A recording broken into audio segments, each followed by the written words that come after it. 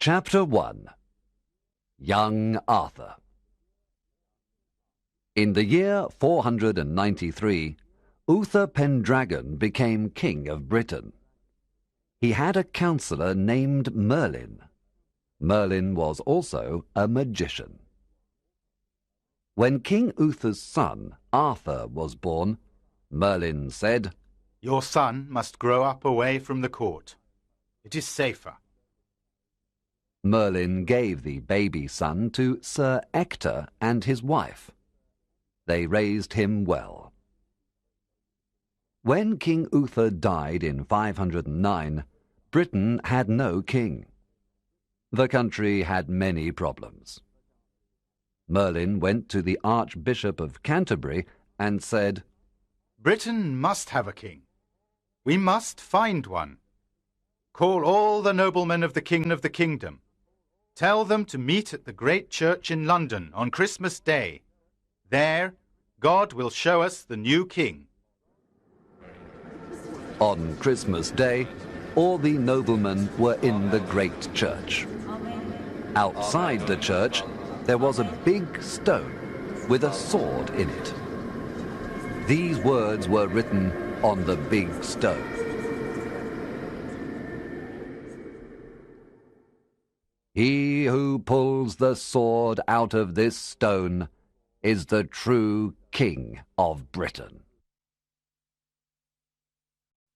Chapter 2.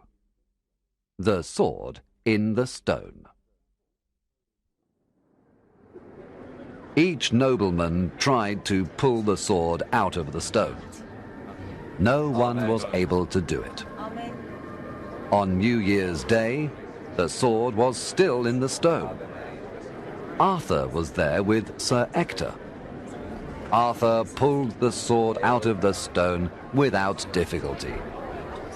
This was the sign from God. All the noblemen were surprised. He was the new king of Britain.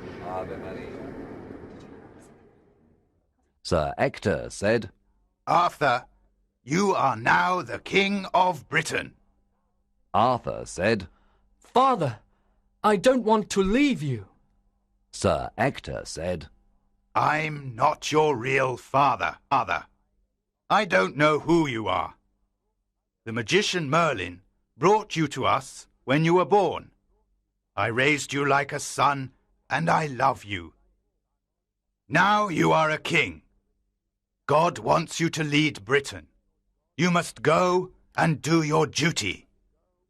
Merlin said to the nobleman, "This is King Uther's son, and he is our new king." Young Arthur first became a knight. Then he became King of Britain. Chapter 3. Britain has a king. Arthur was a young king. He was about 20 years old. He lived at Camelot. His first years as king were difficult. He fought against many enemies from other lands, particularly the Saxons. Some noblemen of his court caused trouble. They did not want to obey a young king. King Arthur was very adventurous. He liked riding his horse and looking for adventures. He was courageous, loyal, and friendly. His people loved him. One day, King Arthur was riding in the forest. He saw a fountain. Near the fountain there was a knight named Sir Pellinore. "Stop," said Sir Pellinore. "You cannot go past the fountain. You must fight with me first." King Arthur answered, "I'm ready to fight." The two knights began fighting. First they fought with their lances. Then they fought with their swords. During the fight, Arthur's sword broke. Sir Pellinore said, I'm the winner. At that moment, Merlin appeared and said, Pellinore, this knight is your king, King Arthur. Sir Pellinore stopped fighting immediately. Chapter 4. Excalibur. Arthur rode away with Merlin and said, I broke my sword during the fight with Sir Pellinore. I am king because of that sword. I must have another sword. Come with me then, said Merlin. Arthur followed Merlin to a lake of clear water.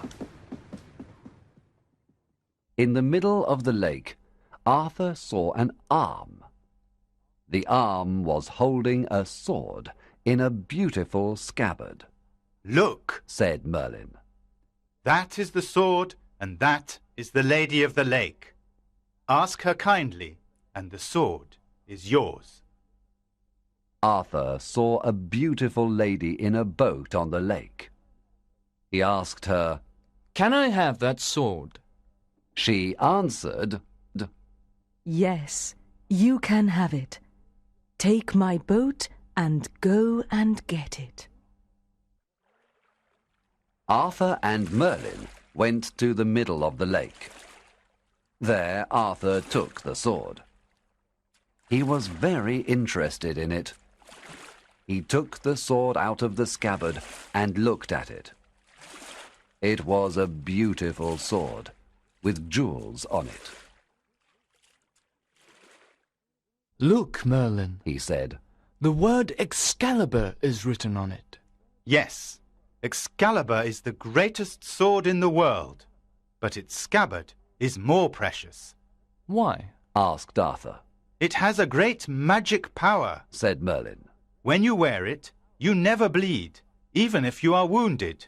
When you fight, you must always have the scabbard with you. Chapter 5. Arthur meets Guinevere. A lot of enemies tried to invade Britain. The Saxons, the Jutes, the Pits, and others. A big army of Saxons attacked King Leodegrance in his castle. He was the King of Cameliard. Young King Arthur and his knights fought against these Saxons and won.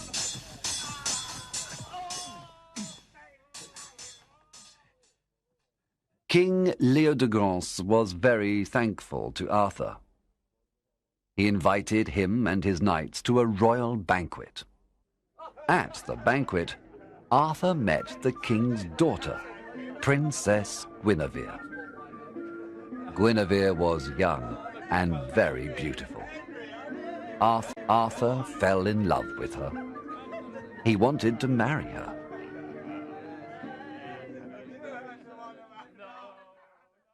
Merlin wasn't happy with Arthur's choice, but he accepted his king's decision. King Leodegrance, Guinevere's father, was very happy about this marriage. I am honored to give my daughter to our courageous king, said Guinevere's father.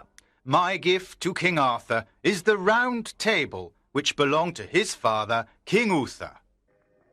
Arthur and Guinevere were married. There was an enormous banquet. Everyone in the kingdom was happy.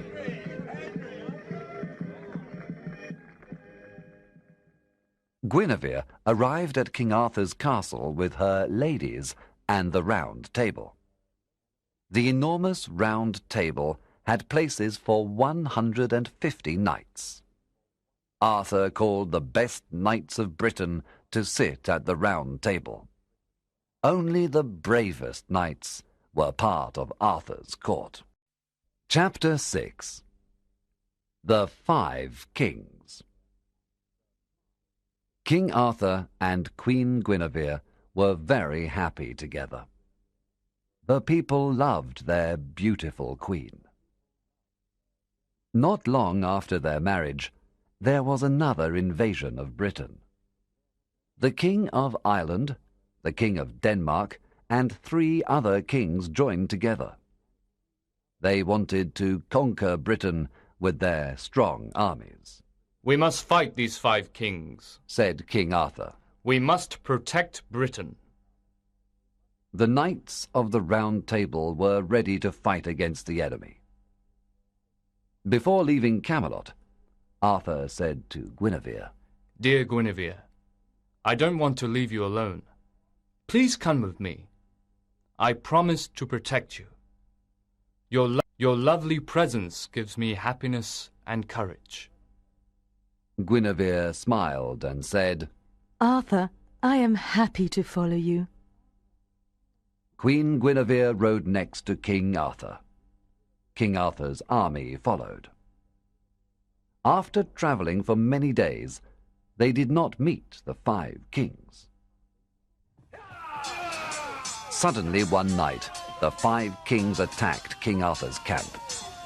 They almost destroyed the camp. The noise of the battle woke up King Arthur. He, Guinevere, and the other knights rode away quickly. They crossed the river Humber and went to the forest. Then they heard horses across the river. In the moonlight, they saw the 5 kings. The kings were riding towards them, and they were alone. One knight said, Let's attack them by surprise. They're alone. They can't see us, but we can see them. King Arthur and his knights killed the 5 kings. The enemy armies were confused without their leaders. They all left Britain.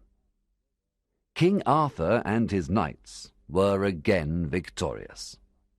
They saved Britain from a dangerous invasion.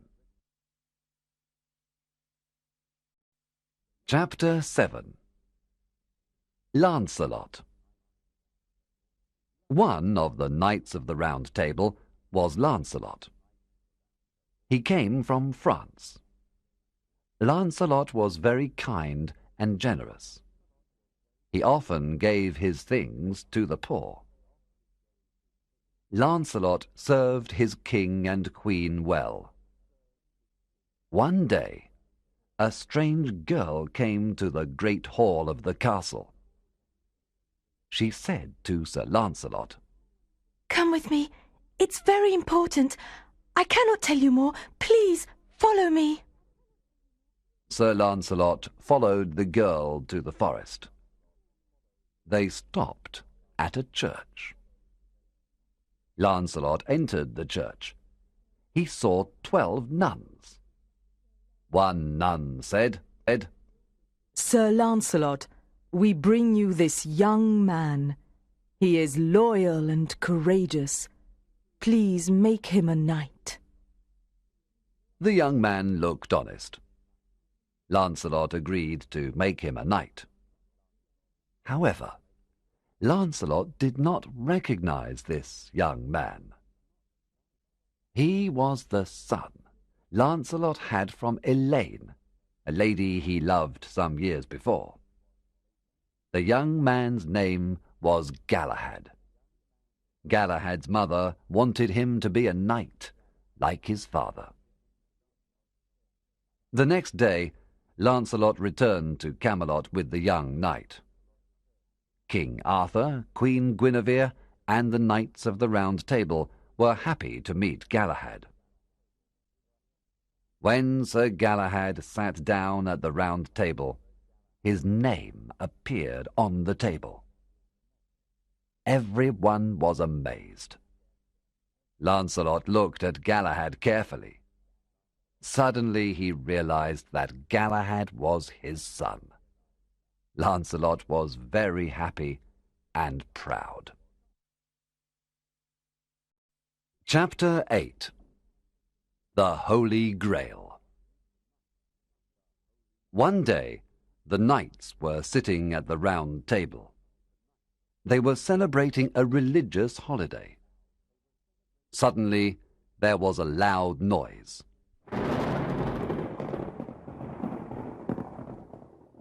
Then there was a strong light. A green bowl covered with a cloth moved around the room. Invisible hands carried it.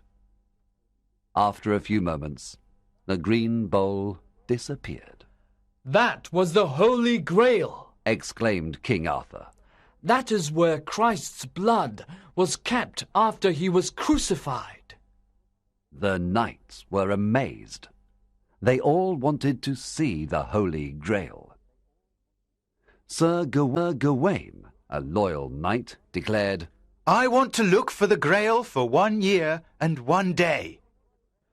Yes, I want to look for the Grail too, said another knight. All the knights wanted to travel to distant lands to find the Holy Grail. There was great excitement at the Round Table. King Arthur was very worried. He knew that the search for the Holy Grail was dangerous. In fact, many knights died during the search. Others never returned to Camelot. Only 3 knights found the Holy Grail.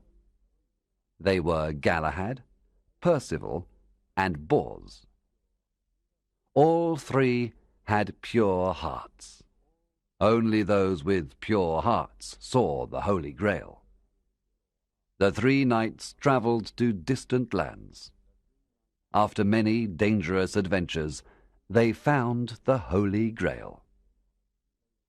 When they saw it on a silver table, they thanked God for this great happiness. After finding the Grail, Galahad and Percival died. But Bors returned to Camelot. He told everyone about his wonderful experience. Chapter 9. King Arthur goes to Avalon. King Arthur lived a long life, but it finished sadly. In the search for the Holy Grail, many of his knights left Britain. Other knights died. Arthur was alone. In 537, King Arthur went to a distant land to fight. Sir Gawain and other loyal knights went with him. Before leaving Camelot, King Arthur spoke to a knight called Mordred. He said, Mordred, I ask you to rule my land until I return. I know you are a loyal man. King Arthur and his knights left Britain to go to war. But Mordred was not loyal. He wanted to take King Arthur's place. He wanted to be King of Britain. So Mordred told everyone that Arthur was killed in the war in France. Mordred became King of Britain. He was made king in Canterbury. When King Arthur heard the news, he was furious. He returned to Britain immediately. He and his knights arrived in Dover. Here he found Mordred and his army. They were waiting for him. There was a long, terrible battle. Only King Arthur and Sir Bedivere remained alive. Sir Gawain died in Arthur's arms. The king buried him in Dover Castle. Arthur fought a long battle against Mordred. At the end of the battle, King Arthur took his spear and killed Mordred. But Mordred's sword went through Arthur's helmet and his head. The great king was dying. He still had to do one thing. He called Sir Bedivere and said, I must give my sword Excalibur back to the Lady of the Lake. Take it to the lake. Then throw it far into the water. Sir Bedivere went to the lake. He threw Excalibur far into the water. An arm came out of the water and caught the sword. Then it disappeared into the water. Sir Bedivere returned to King Arthur. He told him about what he saw at the lake. Arthur was satisfied and said, "Thank you, my loyal friend. Now carry me to the lake." At the lake, there was a boat waiting for Arthur. The Lady of the Lake was in it. "Put me in the boat," said Arthur. Sir Bedivere obeyed and said, "What can I do without you, my king?" Arthur answered, "My life is near the end. Pray for yourself. Prayers can do many things. Farewell. I am going to Avalon." The boat moved away slowly. Sir Bedivere watched the boat on the lake until it disappeared.